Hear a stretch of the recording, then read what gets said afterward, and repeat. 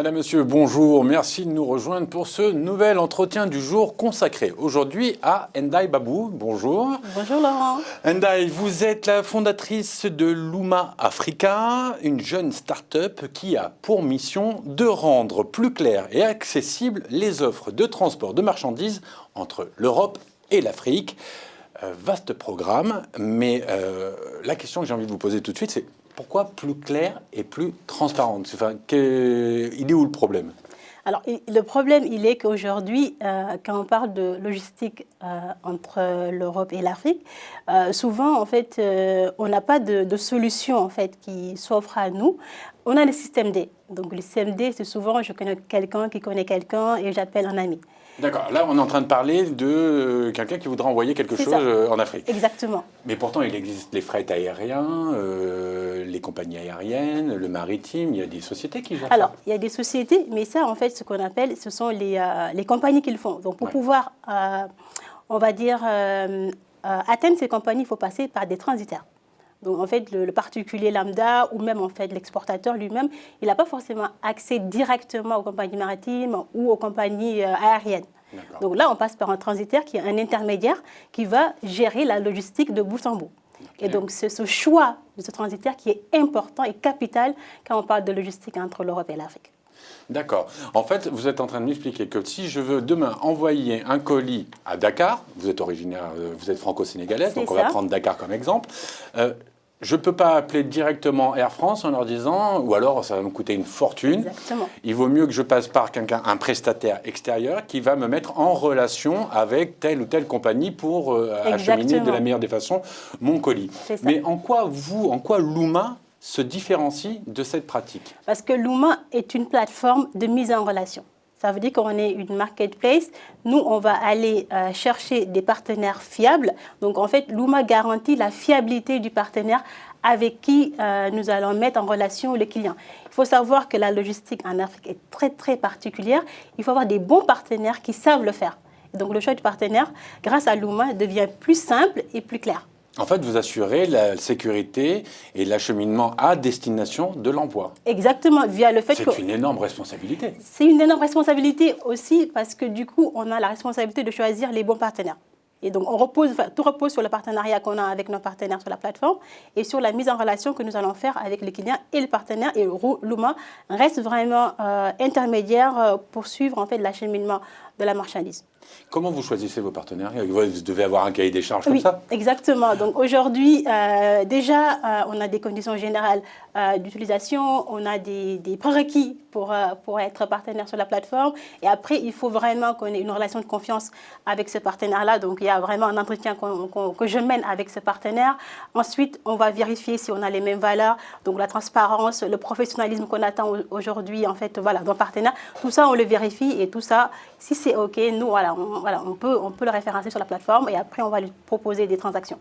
Alors, vous le disiez à l'instant, la logistique en Afrique est très particulière, mais elle l'est aussi dans des pays d'Europe. On parle souvent du problème du dernier kilomètre. Oui.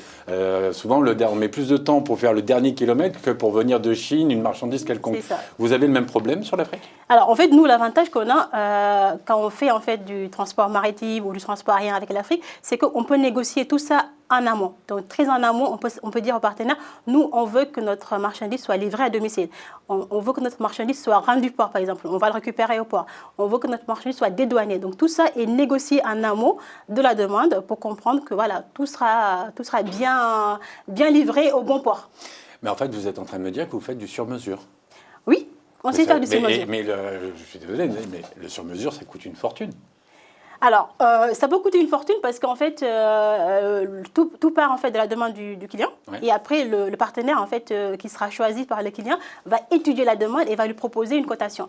L'avantage de Luma aujourd'hui, c'est que sur la plateforme, en fait, tous les partenaires de Luma qui savent faire une destination en Afrique vont pouvoir vous proposer une offre. Donc, vous avez le choix.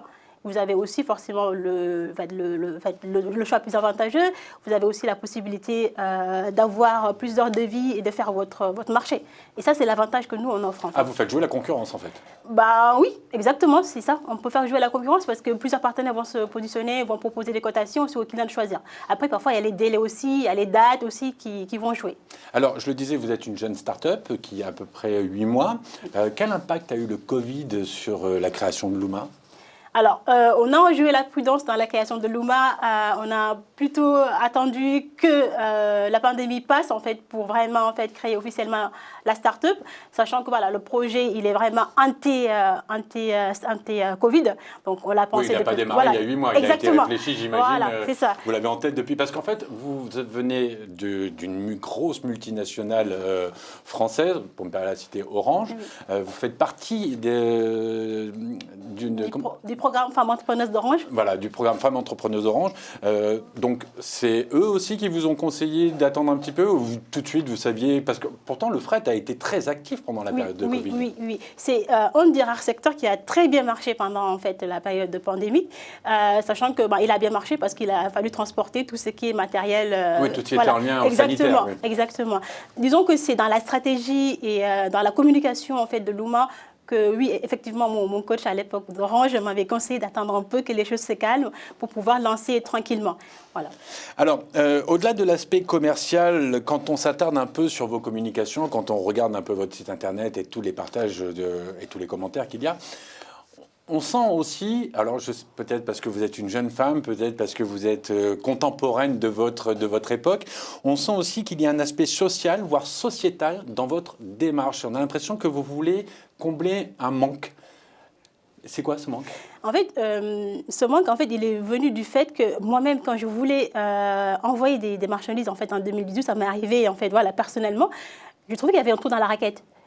Je me disais pourquoi, en fait, quand on parle d'envoyer de la marchandise en Afrique, on doit passer par un système parallèle. Alors qu'on sait bien que parfois, on peut acheter en fait, des choses sur Internet qui viennent d'Asie et on ne se pose jamais en fait, la question sur la logistique. On sait qu'on sera livré. On sera livré. Pourquoi l'Afrique reste en reste ? Et ça m'a interpellée et c'est ça qui a fait que moi, je me suis dit que le digital est un potentiel énorme pour l'Afrique, pour, on va dire, supprimer les frontières. Et c'est pour cette raison-là que voilà, je me suis orientée sur un domaine qui va mettre du lien entre l'Europe et l'Afrique et supprimer les frontières et avoir aussi un impact sur les deux continents.